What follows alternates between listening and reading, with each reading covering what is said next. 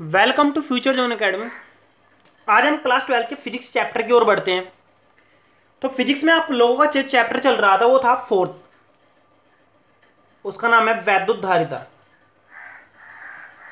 आज हम उसके नेक्स्ट पार्ट को बनाने जा रहे हैं और आप लोगों से रिक्वेस्ट है कि आप लोग वीडियो को शुरू से लेकर लास्ट तक देखें ताकि आप लोग प्रत्येक कॉन्सेप्ट को अच्छे से समझ सकें। और अगर आप हमारे स्पेशल बैच से जुड़ना चाहते हैं तो आप 8755084148 पर संपर्क कर सकते हैं। स्पेशल बैच में आपको स्पेशल नोट्स दिए जाएंगे, आपका समय समय पर टेस्ट लिया जाएगा ताकि आपकी परफॉर्मेंस और बेहतर हो सके, और आपको वर्किंग सेट भी दी जाएगी। ओके,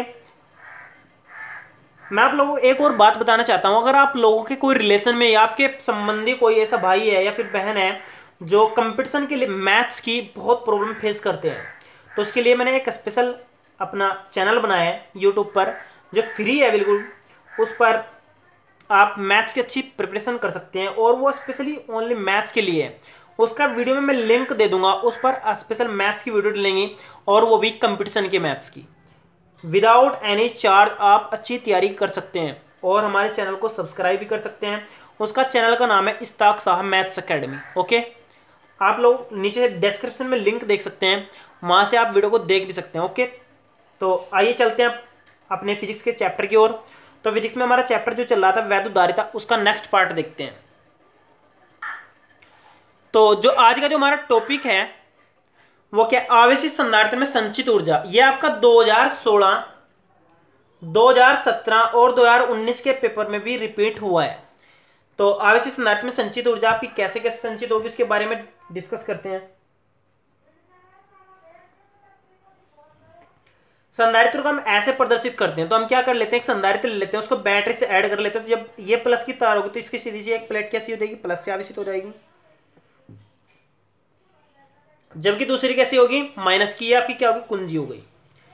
तो जब हम संधारित्र में को आवेश देते हैं तो इसको चार्ज करते हैं, तो पहले कितना आवेश होता है, 0, और फिर बाद में आपका आवेश कितना हो जाता है, क्यों।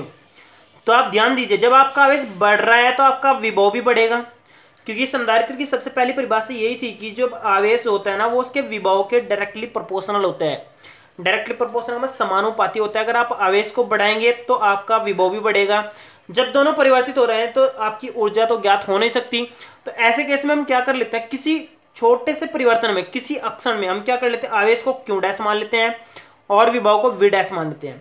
तो हमने क्या किया, जब संधारित्र में आवेश दिया जाता है तो उसका विभव भी परिवर्तित होता है। अतः किसी अक्षण हमने क्या करा, क्यू डैश और वी डैश का विभव मान लिया। तब सी जो आपकी धारिता होगी वो आवेश बट्टे विभव होती है, तो क्यू डैश बट्टे वी डैश हो जाएगी। और यहाँ पर आपका जो वी डैश होगा, वी डैश बराबर होगा कितना, क्यू डैश बट्टे सी। ये हमको जरूर ज्ञात कर लेना है, वैसे भी डायरेक्टली याद रख लेना है क्योंकि ये न्यूमेरिकल में आपको बहुत ज्यादा प्रॉब्लम फेस कराएगा। आइए आगे चलते हैं।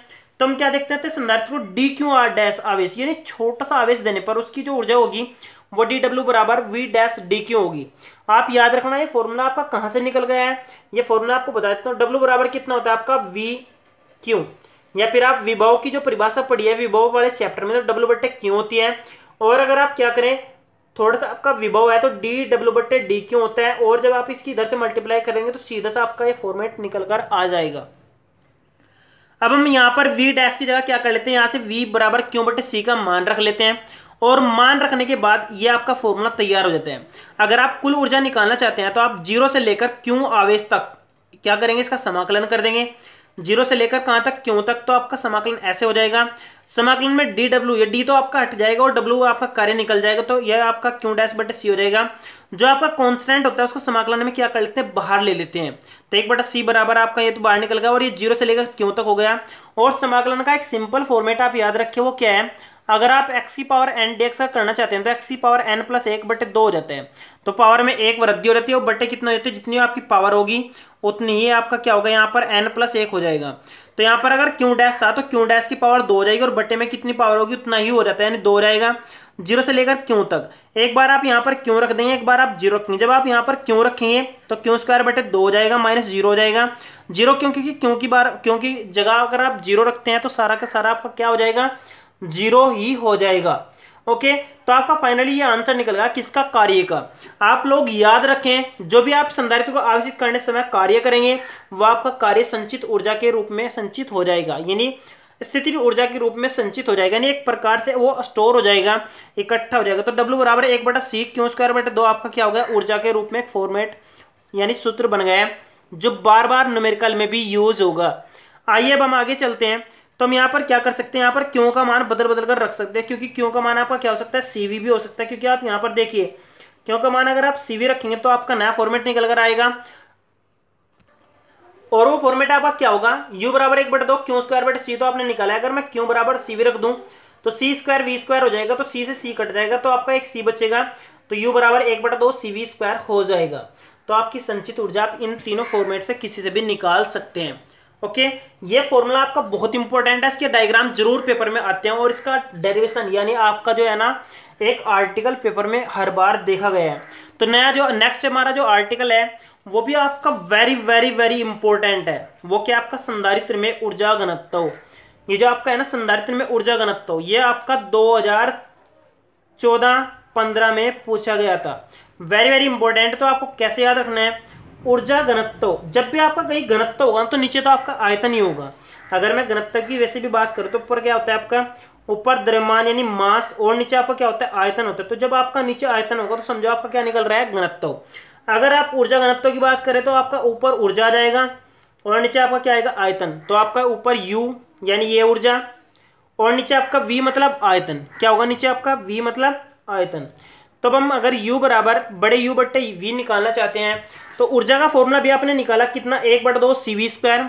और यहाँ पर अगर आयतन की बात करें, आयतन आपका देखिए यहाँ पर ध्यान दीजिए, अगर ये आपकी प्लेट है, इस प्लेट का एरिया A है और ये दोनों के बीच की दूरी कितनी D, यही तो आपका संधारित्र होता है।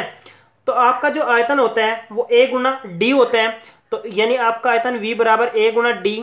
तो ये आपका जो आयतन होगा, ये आयतन हमने यहाँ पर रख दिया। अब अगर हम C का मान कितना रख दें, K∈0A/D रख दें, तो अब जब आप यहाँ पर K∈0A/D रखेंगे तो आपका फॉर्मेट ऐसा बन जाएगा। अब आप यहाँ पर V जो आपका विभव होता है वो वैद्युत क्षेत्र गुणा दूरी होती है। तो अगर हम इसको यहाँ पर रख दे तो आपका E²D² हो जाएगा। अब आप देखिए आपका फॉर्मेट यहाँ पर पहुंच जाएगा, क्योंकि D आपका D² हो जाएगा, तो D² से आपका D² कट जाएगा, A से आपका A कट जाएगा, तो फाइनली आपका कितना बचेगा, U बराबर 1/2 K∈0E²। यह आर्टिकल आपका कितना आसान है, आप ध्यान दीजिए। आपको पहले क्या करना है, U का मान रखना है, और फिर आपका आयतन A×D रखना है, फिर आपको C का मान रखना है और विभव का मान रखना है। बाकी सब आपके कट जाएंगे, जो आपका बचेगा वो आपका क्या बचेगा, ऊर्जा घनत्व।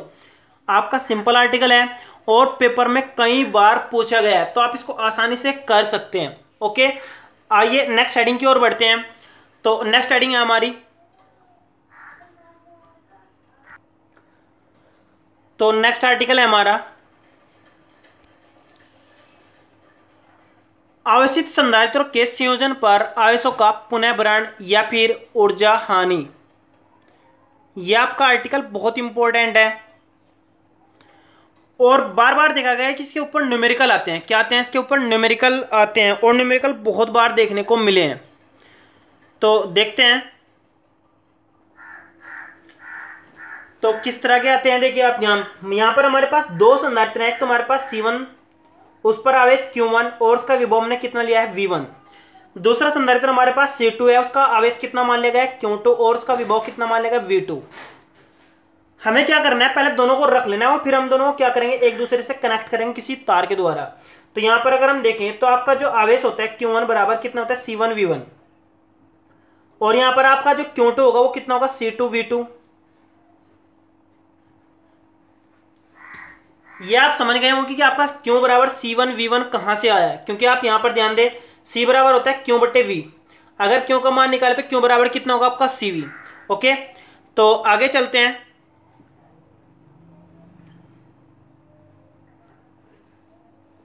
तो हमको क्या करना है, जब हम इनको कनेक्ट कर लेंगे तो इसका Q1 आवेश हो जाएगा, इसका कितना होगा, Q2 हो जाएगा, और टोटल जब विभव होगा वो कितना हो जाएगा, V। और C1 C2 धारिता आपकी सेम रहेगी, धारिता आपकी बिल्कुल भी नहीं परिवर्तित होती है, चाहे आप कुछ भी कर लें, धारिता का मान नहीं बदलता है। ओके, तो आगे चलते हैं। तो हम क्या कर लेते हैं, आवेश का सेक्शन क्या कहता है कि आवेश जितना आपका पहले था उतना ही आपका बाद में रहेगा। यानी कि इसका मतलब हुआ Q1 अगर आपका C1V1, और अगर Q2 की बात करें तो आपका कितना हो जाएगा, C2V। ये मैंने इसी फॉर्मेट के आधार पर पहले आवेश का मान निकाल लिया। अब हम क्या कह सकते हैं, अगर हम Q1 प्लस Q2 आवेश की बात करें तो वो Q1 dash plus Q2 dash के बराबर होगा। यानी ये पहले वाला आवेश और ये आपका क्या है, बाद वाला आवेश है। तो जब ये आप देख रहे हैं कि ये दोनों बराबर होंगे तो हम कह सकते हैं, क्या कह सकते हैं कि आपका जो मान होगा Q1 का यानी C1V1 और C2V2 बराबर आपका C1V1 प्लस C2 और यहाँ पर V मतलब आपका दोनों का जो बाद का आवेश है। अब आप कह सकते हैं कि यहाँ पर आप V कॉमन लेकर आप इस तरीके से लिख सकते हैं। तो V का मान आपका कितना होगा, C1V1 प्लस C2V2 बटे आपका कितना C1 प्लस C2। इस फॉर्मूले से बार बार न्यूमेरिकल निकालने को पेपर में आए हैं और बोर्ड एग्जाम में आपका कई बार पूछा गया है कि आपका उभयनिष्ठ विभव कितना होगा। तो ये आपका क्या होगा, उभयनिष्ठ विभव होगा। आपको C1 और V1 प्लस C2V2 रखकर और C1 प्लस C2 से भाग देनी है। भाग देकर जो भी आपका विभव आएगा वो आपका क्या होगा, उभयनिष्ठ विभव। ओके, तो आगे चलते हैं।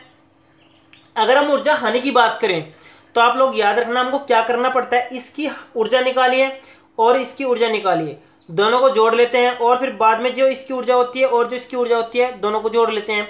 जो बाद वाली ऊर्जा होती है वो थोड़ी सी पहले वाली ऊर्जा से क्या होती है, कम होती है। तो मैं आपको उस ऊर्जा के बारे में बताऊं। डेल्टा यू बराबर होती है 1/2 C1 C2 और आपका V1 माइनस V2 का होल स्क्वायर बटे आपका कितना होता है C1 प्लस C2। इस फॉर्मूले से हम ऊर्जा हानि को निकालते हैं। बेसिकली एक आर्टिकल है, लेकिन बार तो पेपर में बहुत कम पूछ लेता है, कभी भी नहीं आया है।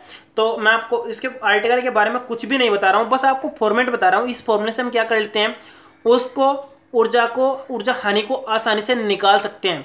तो C1 C2 आप यहाँ पर रखेंगे, V1 माइनस यानी दोनों के विभव का अंतर निकालकर उसका वर्ग कर देंगे, बटे में आप C1 प्लस C2 रख देंगे तो आपकी ऊर्जा हानि निकल जाएगी। तो इस प्रकार आप दोनों को निकाल सकते हैं। ओके, अगर आपको वीडियो अच्छी लगे तो आप वीडियो को लाइक करें और हमारे चैनल को सब्सक्राइब करें। Thank you.